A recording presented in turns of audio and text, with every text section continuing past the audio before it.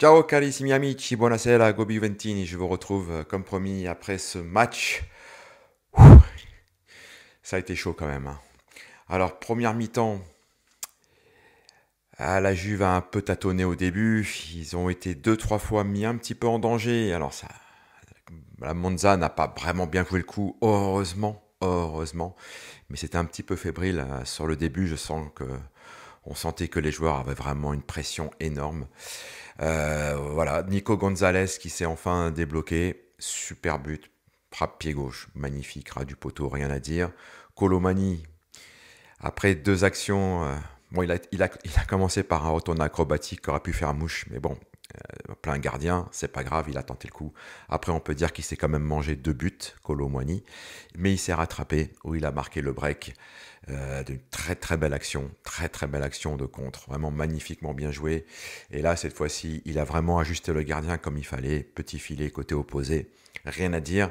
À partir de là, le match a complètement changé, la Juve était complètement maître du jeu, et à la 45e minute, erreur de jeunesse, ils disent, alors qu'on sait maintenant qu'il y a le VAR, on sait que la Juve est surveillée, on sait que les joueurs de la Juve sont surveillés, et qu'il y a les vidéos, même pour tous les joueurs.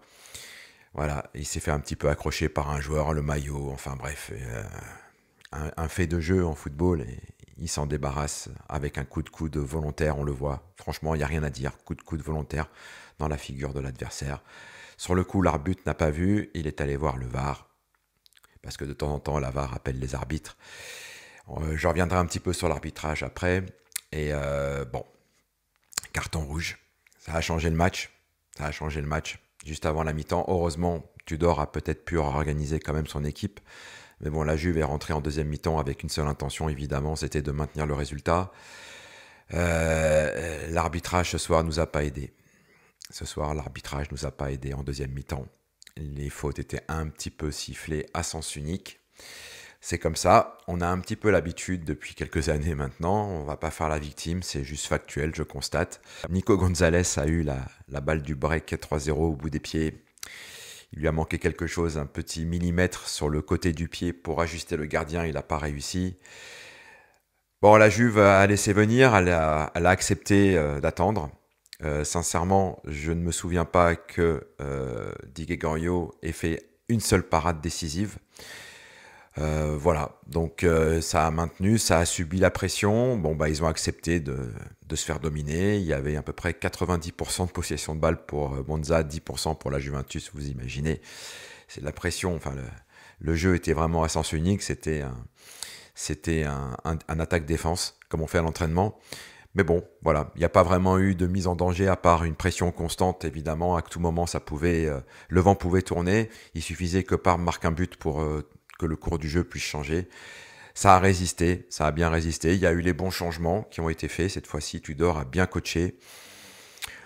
Voilà, la mission a été remplie. La victoire, il fallait les 3 points ce soir. On repasse devant Bologne, de façon évidemment provisoire puisque Bologne joue ce soir.